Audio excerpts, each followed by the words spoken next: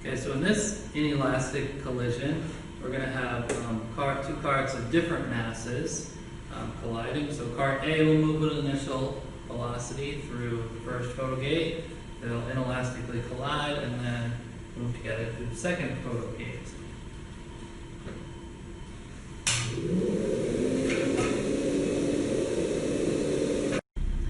Okay, so we saw with this one how the larger one here actually started moving by itself again because of the lack of friction. So that's going to account for some error. So when we put in our times and calculated our speeds, we found them to be pretty close. 0.202 kilogram meter per second was their initial momentum of the little cart, and their combined momentum afterward we read 0.196.